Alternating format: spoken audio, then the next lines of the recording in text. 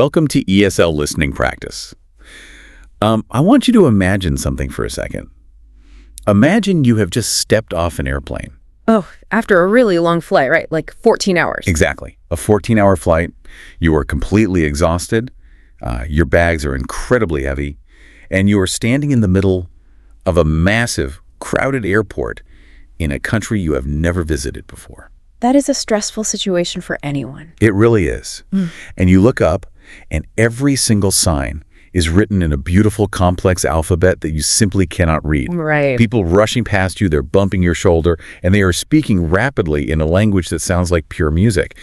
But you don't understand a single syllable. Normally, your heart would start racing right about then. Exactly. You would feel that familiar knot of anxiety in your stomach. You know, that total panic of being completely unable to communicate. But I want you to imagine that this time is different. Okay, how so? But you reach into your jacket pocket, you pull out two tiny wireless earbuds, and you slip them into your ears. And suddenly, the chaotic noise of the airport transforms. The security guard, a few feet away, speaks into his radio in his native language, but in your ear. You hear his words translated instantly, flawlessly, right into your own native tongue. You walk up to an information desk, you ask a question in your language, and the device instantly translates your words for the clerk. They reply, and you understand everything immediately. The world just unlocked for you.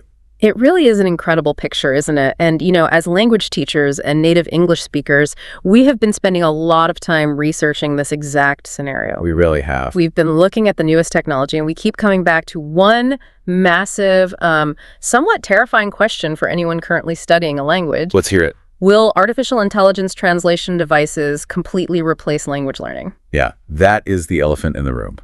And by the way, for our B2 learners listening, the elephant in the room just means a huge, obvious problem or question that everyone is thinking about, but maybe people are afraid to discuss.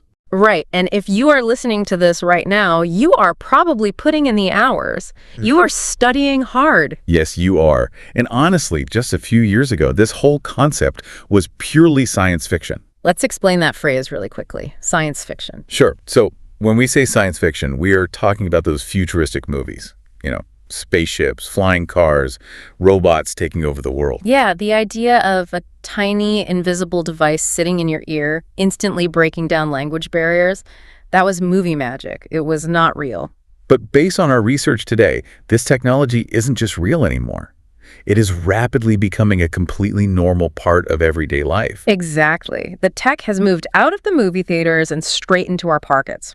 And that brings us to the core issue for you, our listener. Right. Think about your own journey with English right now. Think about all those late nights memorizing irregular verbs, the frustration of trying to understand a fast-speaking native speaker. Oh, and the grammar rules that just don't seem to make sense sometimes.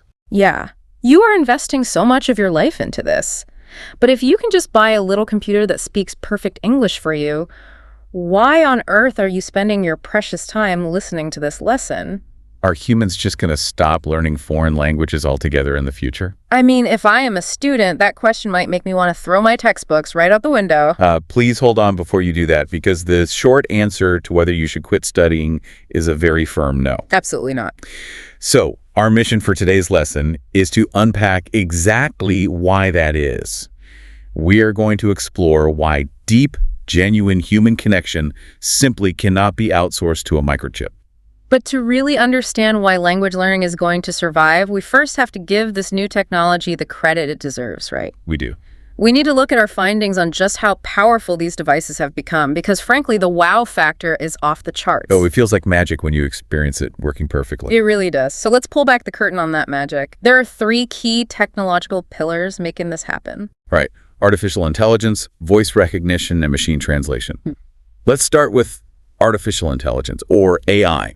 We hear the term AI everywhere these days, but what is it actually doing here? Well, instead of just following a rigid list of pre-programmed rules, which is how old computers used to work, these new systems are built on neural networks. They are designed to mimic how the human brain recognizes patterns. Exactly. They process massive amounts of data, they learn from their mistakes, and they constantly improve. Right. And they combine that intelligence with the second piece, which is voice recognition. And this isn't just about a computer simply hearing a sound, is it? No, not at all. The microphone picks up the physical sound waves coming from your mouth. It digitizes them, and then the computer has to recognize the precise phonetic sounds you're making. Which is incredibly hard to do. Very hard. It has to separate the sound of your voice from the sound of the wind or a passing car and turn those specific sounds into written text internally. It's basically an incredibly complex acoustic puzzle that the computer solves in milliseconds. And once it has that text, the third step kicks in. Machine translation. Right. So the system takes that recognized text, uses its AI to understand the meaning, and then generates a translation in the target language. Now, if you used internet translators maybe 10 or 15 years ago, you know they were terrible. Oh, they were so bad. They sounded completely like robots. Yes. They translated every single word literally, one by one. If you put in a common idiom, it would spit out total nonsense. It was a very mechanical process back then. But what makes the modern AI so different, and honestly so impressive, is its ability to grasp context. Let's stop and define that for our B2 learners. Context is a vital concept in English. It really is. Context refers to the situation or the surrounding words that give a specific word its true meaning. Think about the English word bark, B-A-R-K. It can mean the loud noise a dog makes, or it can mean the rough brown outside layer of a tree. Right. An old translator wouldn't know which one you meant. It would just guess. Exactly. But modern AI looks at the whole sentence. If you say, the dog is barking loudly, the AI's neural network instantly registers the relationship between the word dog and the word bark. So it knows you mean the animal sound. It uses the context to choose the right translation. And it does all of this while navigating different accents. Yeah, that still blows my mind. It can understand a thick Scottish accent, a fast-paced New York accent, or an Australian accent, and it does it in real time. To really grasp how life-changing this is, let's take a little audio journey. I want you, the listener, to visualize this. Yeah, imagine the sheer relief of traveling without the constant underlying panic of a language barrier. Let's picture Tokyo. Oh, I love Tokyo. You are standing in the middle of the famous Shibuya crossing at night. Okay, I'm there. It is raining slightly, and the wet pavement is reflecting the bright, flashing neon signs from the giant billboards above. Thousands of people are crossing the street in every direction. It's loud, it's vibrant. And you are completely, hopelessly lost trying to find your specific subway entrance. You can't read the maps. 10 years ago, you'd be sweating, pointing at a paper map, trying to use hand gestures with a busy local who doesn't understand you. Oh, I've been there. It's so stressful. Oh, but today, you just pull out your phone, you tap a button and say calmly, "Excuse me, could you point me toward the subway entrance?" And the phone instantly speaks flawless, polite Japanese to the shop owner standing next to you. He smiles, speaks back into the phone, and in your ear you hear clear, perfect English giving you the exact directions. The stress just evaporates. It changes the entire mood of the trip. Let's jump over to Seoul, South Korea. Okay, let's do it. You've just walked into a busy, traditional Korean barbecue restaurant. The air is thick with the incredible smell of garlic, soy sauce, and roasting meat. Oh, I'm getting hungry just thinking about it. Right. The tables are packed, and the grill in the center of your table is already hot. You are starving. But the menu on the wall is entirely in Hangul, the Korean alphabet. You don't speak a word. So what do? You slip your earbud in. The waiter approaches, bustling with energy, and speaks rapid Korean to you. Instantly, a warm, polite voice in your ear says, "Welcome. What can I get started for you today?" Wow. You just look at the waiter, smile, and say in your native language, "I'd love the spicy grilled pork, please, and maybe some extra kimchi." And the earbud handles the translation flawlessly. Exactly. You are sitting back, relaxing, and ordering a feast without a single moment of anxiety. Or think about the classic European trip. You are in Paris. Ah, Paris. You've just survived an exhausting overnight flight. You drag your heavy suitcase out of Charles de Gaulle Airport and collapse into the back of a taxi. The driver glances at you in the rearview mirror. He speaks no English and you speak no French. Right. But instead of sitting in awkward silence for 45 minutes, you open your app, you tell him your hotel name, he nods. But then you notice the beautiful architecture outside the window, and you ask him a question about the city. He answers. Before you know it, you are having a vibrant conversation. You're learning about his favorite local coffee shops, discussing the history of the neighborhoods you're passing, and sharing a moment of connection while the Eiffel Tower sparkles in the distance. The device just turned a boring, silent taxi ride into a rich cultural experience. Exactly. Let's do one more. You are in Dubai. Okay, Dubai. You are walking through one of those massive, shining, luxurious shopping malls. The floors are polished marble. You're trying to find a very specific gift for your mother, maybe a silk scarf. Very nice. You walk into a high-end boutique, and a shop assistant greets you in Arabic. You use your device. You don't just say, I want a scarf. You explain your mother's taste. You tell the assistant that she loves deep blues and greens and prefers a lighter fabric. Exactly. The shop assistant understands every nuance of your request through the device and brings out exactly what you're looking for. You make the purchase seamlessly. In every single one of these scenarios, getting directions in Tokyo, ordering that spicy pork in Seoul, chatting with the Parisian taxi driver, or shopping in Dubai, the technology has completely removed the fear. It has removed the friction of travel. Okay, but this is exactly where I have to stop and push back. Let's look at this critically. Okay, let's hear it. If I can do all of that, if I can navigate complex subway systems, order incredible meals, have a lovely chat in a taxi, and buy highly specific items without knowing a single syllable of the local language, isn't that enough? I see what you're saying. For 99% of people, isn't that the whole point of learning a language anyway? Why would anyone voluntarily subject themselves to the pain of memorizing grammar rules, struggling with pronunciation, and feeling like a beginner for years when they could just buy a $100 earbud and be done with it? That is the exact question every single language learner is asking themselves right now. Yeah. And if you only look at the tech company commercials, you would think learning a language is completely obsolete. Oh, the advertisements make it look flawless. They do. In those advertisements, the world is perfect. Two incredibly good-looking people stand in a quiet, sunlit room, taking turns speaking with flawless pronunciation, and the machine translates perfectly. But here's what our research reveals.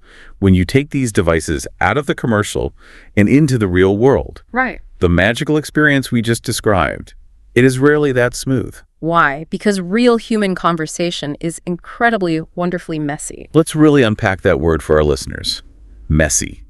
For our B2 learners, you probably know messy as a way to describe a physical space. Yeah, if you think about a teenager's bedroom, clothes thrown everywhere, books piled randomly, maybe a half-eaten sandwich sitting on the desk. Right, that room is messy. But when we apply the word messy to human conversation, we're talking about structural chaos. Real conversation is complicated, it's unstructured, and totally unpredictable. Exactly. When you read a dialogue in your ESL textbook, it's perfect. Hello, how are you today? I'm fine, thank you, and you. But humans don't actually talk like that. We start a sentence, we change our minds halfway through, we loop back around, we say, we trail off. We don't speak in perfectly formatted paragraphs. And this structural chaos causes massive technical struggles for the machines. Let's talk about the internet. Oh, this is a big one. Most of these high-level AI translations require an active data connection. That is because the processing is happening on massive servers in the cloud, not just on the tiny chip inside your phone. So imagine you are hiking in the beautiful remote Swiss Alps. Right. You come across a local farmer and want to ask if you're on the right trail. You pull out your phone and you have zero signal. No Wi-Fi, no cellular data. Suddenly, your magical device is just a useless, very expensive piece of plastic. You are completely disconnected. And even when you do have a perfect internet connection in a quiet room, you still have to deal with the processing delay. Yeah, the delay is so frustrating. In natural human conversation, the gap between one person finishing a sentence and the other person starting is a fraction of a second. But with a device, you speak, then you stop. You stand there in awkward silence for 3, maybe 4 seconds while the computer processes the audio, translates it, and speaks it out loud. Then the other person replies. And you wait another 4 seconds. It completely destroys the natural rhythm and momentum of a conversation. It turns a vibrant chat into a slow, clunky transaction. And that delay makes human interruptions impossible. It really does. Think about how you talk with your best friend. You interrupt each other constantly. It's a sign of engagement. I might start telling a story. Before I even hit the main point, you might jump in. Oh my gosh, I know exactly what you mean. That happened to me too. Exactly. We overlap our words. We talk at the same time. Machines absolutely hate this. They do, because to understand context, as we discussed earlier, a machine usually needs a complete thought. It needs the subject, the verb, and the object. It needs the period at the end of the sentence. If you say, I really think we should probably head over to the... and then you just point your finger at a cafe across the street, a human understands you perfectly. But the AI, It just sits there waiting. It doesn't know how to translate a pointed finger. It doesn't know how to translate a sigh or a shrug. Humans communicate with their entire bodies, but the machine is only listening for complete sentences. This is such a critical finding. When you try to have a deep hour-long conversation using a translation device, the technical limits become exhausting. The pauses feel too long. The energy drains away. And if the microphone misunderstands just one word because of background noise, it can change the entire meaning of the sentence, leading to massive confusion. But let's assume for a moment that the technology becomes flawless. Okay, let's pretend. Let's pretend the microphone never makes a mistake, there is zero delay, and the internet is always connected. Even in that perfect scenario, we run into an even bigger problem. Right, we move from the technical issues of the microphone to the actual words themselves. What happens when we use language not just to trade facts, like asking for the bathroom, but to play, to joke, and to express complex emotions? That is where the tech hits a wall. If I'm asking for a train ticket, I just need data, time, destination, price. But when I'm at a dinner party, I'm not exchanging data. I'm trying to be charming. This brings us to a concept we call untranslatable nuance. Nuance is a great word for our learners to know. It is. Nuance means a very slight, delicate difference in meaning or feeling. AI is terrible at nuance. Let's look at 3 areas where machines fail completely: slang, humor, and emotional tone. Let's start with slang. Slang is the informal, highly creative language used by specific groups of people. It usually isn't in a formal dictionary, or if it is, the meaning is totally different. For instance, in American English right now, you might hear a younger person eat a slice of pizza and say, "Wow, this pizza is fire." Now think about what a machine does with that. If it translates it literally, it'll tell the foreign listener, this bread with cheese is currently a dangerous burning flame. The AI thinks there is a literal fire in the restaurant. But the slang meaning of fire simply means excellent, amazing, top tier. And the hardest part about slang for an AI is that it evolves constantly.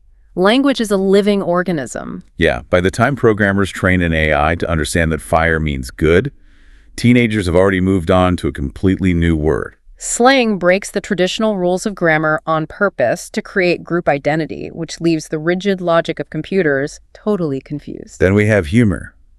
Making someone laugh in another language is one of the hardest things to do. Why is that? Because most jokes rely heavily on wordplay. Wordplay is when a joke depends on a word having 2 different meanings at the same time. The joke sets up an expectation, and the double meaning tricks the listener's brain, which causes the laugh. Ah, right. And if you translate the joke into a new language, those 2 specific meanings almost never exist in the exact same word in the target language. The trick doesn't work. The joke completely breaks. And finally, we have emotional tone. This is perhaps the biggest failure of machine translation. Emotional tone isn't about what you say, it's entirely about how you say it. It's the pitch, the volume, the vibration in your voice. Imagine you just won the lottery. You might say, "Oh, wonderful," in a bright, soaring, joyful voice. Yeah, you'd be thrilled. Now imagine you just dropped your phone and shattered the screen. You might look down and say, "Oh, wonderful." The text on a page is identical. The letters are the exact same. But the meaning is 180 degrees opposite. That second example is sarcasm. Sarcasm is saying the opposite of what you mean to be funny or to show annoyance. Our research shows that even when the AI gets the words 100% correct, the feeling, the sarcasm, the joy, the grief is entirely erased. The machine strips the humanity out of the audio and delivers it in a flat, synthesized voice. Think about the impact of that. Sarcasm and humor are the glue of human relationships. They are. If you are sharing a deeply emotional story, maybe you are crying as you talk about a loved one, or you are shouting with excitement about a promotion. And the device translates your raw, powerful emotion into a calm, robotic, monotone voice. The listener gets the data, but they miss the soul of what you are saying. It makes you sound unnatural. Imagine being at a lively dinner party. Someone is telling an incredible story.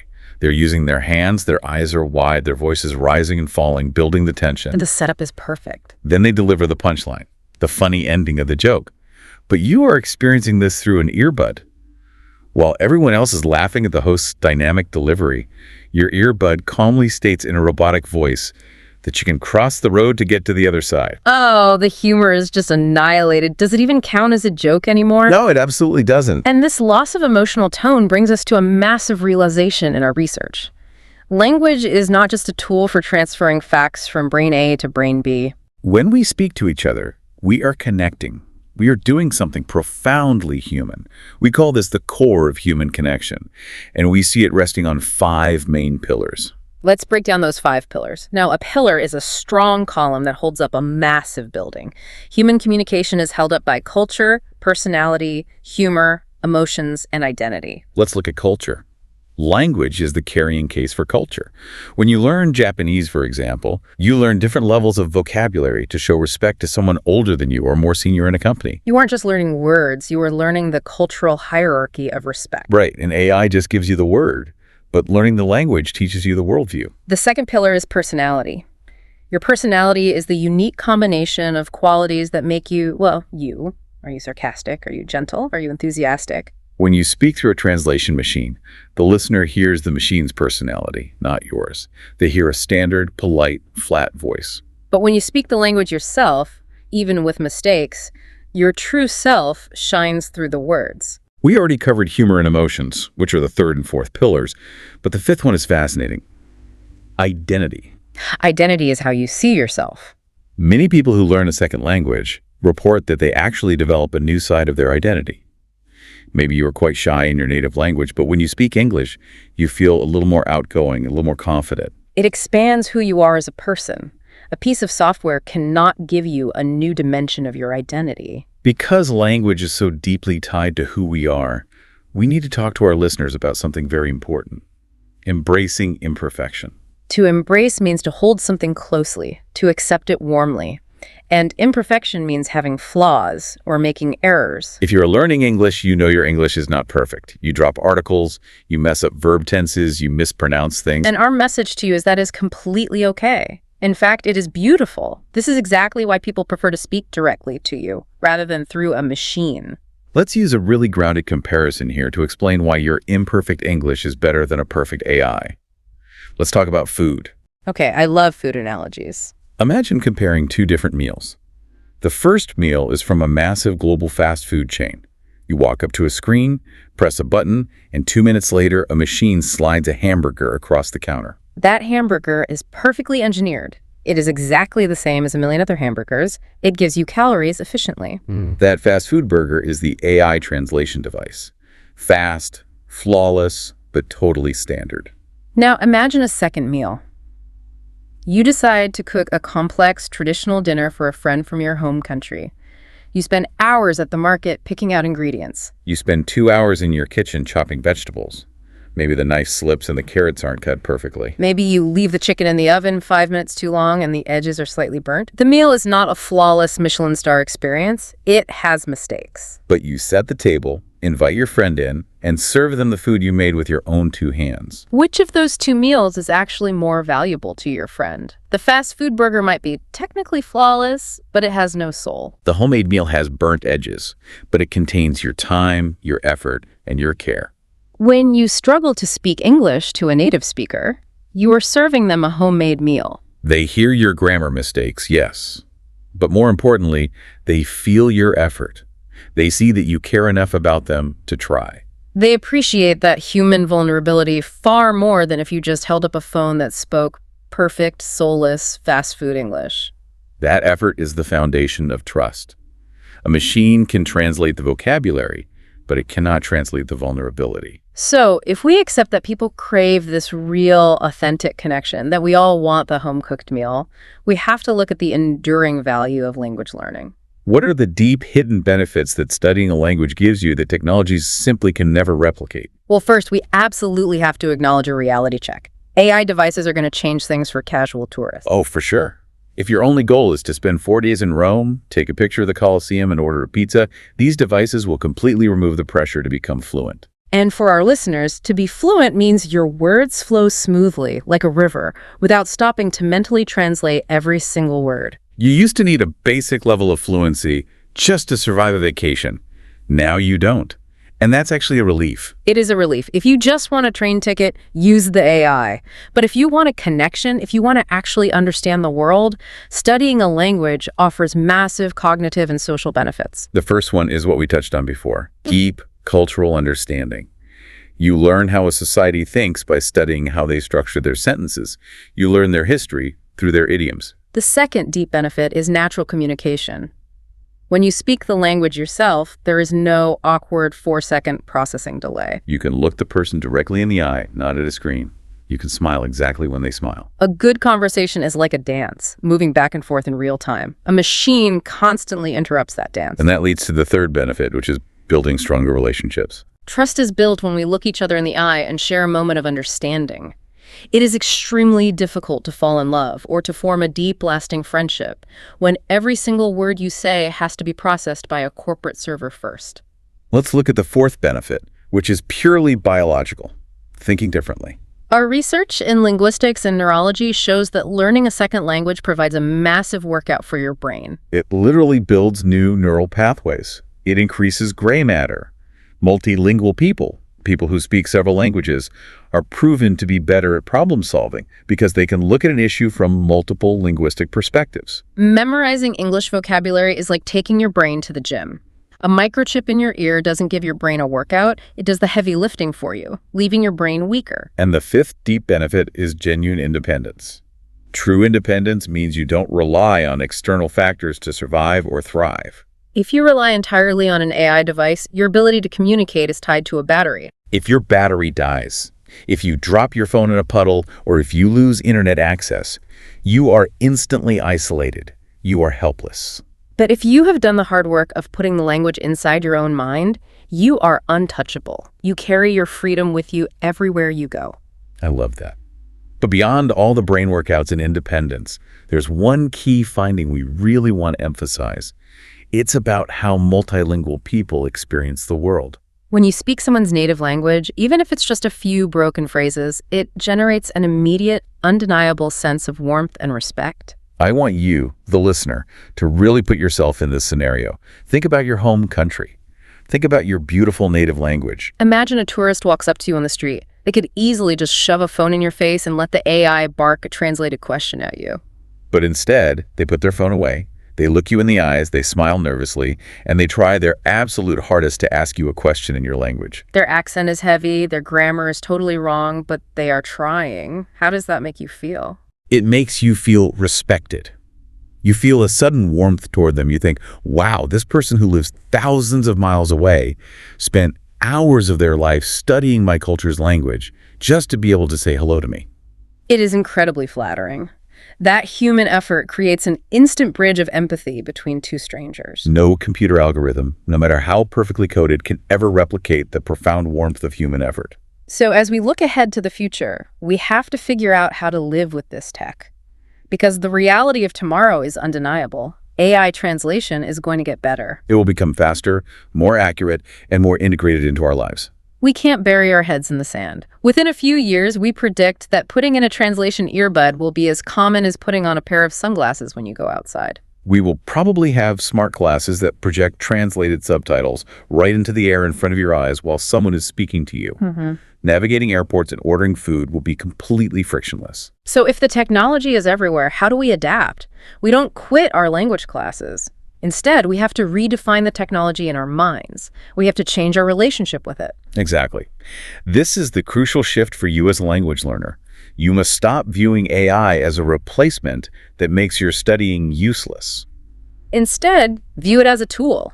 A tool is simply an instrument that helps a human do a job more effectively. A hammer doesn't build a house by itself. It helps the carpenter build the house. These AI devices are tools that will help you communicate safely while you are in the difficult, messy process of learning the language. Let's use one final analogy to make this crystal clear. Think about how a child learns to ride a bicycle. It's terrifying at first. The bike is heavy, it wobbles, and the child is afraid of falling and scraping their knees. So the parents attach training wheels. These are the two little extra wheels bolted to the back tire. What do the training wheels do? They keep the bike upright. They provide balance. They completely remove the paralyzing fear of falling over. That is the perfect way to look at this technology. The AI translation device is your set of training wheels. When you are a B2 learner, you might feel terrified to join a fast-paced conversation about politics or to go to a networking event in English because you are afraid of forgetting a word and looking foolish. The AI device can be your backup. It's your safety net. If you get stuck, the earbud can feed you the right vocabulary word.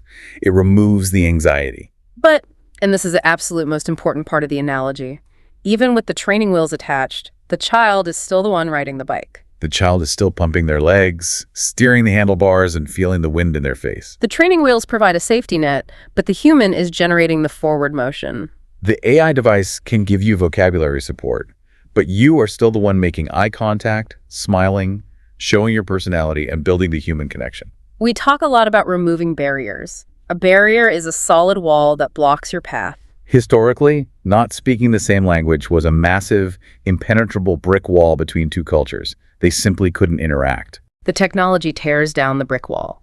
It removes the barrier so that the two people can finally see each other and exchange information. But taking down the wall doesn't automatically build a friendship. The technology removes the obstacle, but it absolutely does not remove the intrinsic value of the languages themselves. An AI earbud will never replace the pure joy of watching a Hollywood movie and finally understanding the joke without reading the subtitles. It will never replace the immense pride you feel when you successfully comfort a friend in English using your own voice. Thank you so much for spending your time and practicing your English with us today. We know how incredibly difficult language learning is. It requires immense patience, vulnerability, and sheer mental endurance. But please remember, your hard work is doing something profound. You are building real, authentic human connections that no computer server, no microchip, and no earbud can ever replicate. Keep studying, keep serving up those wonderful homemade meals, and keep making those beautiful mistakes. Signing off from ESL Listening Practice.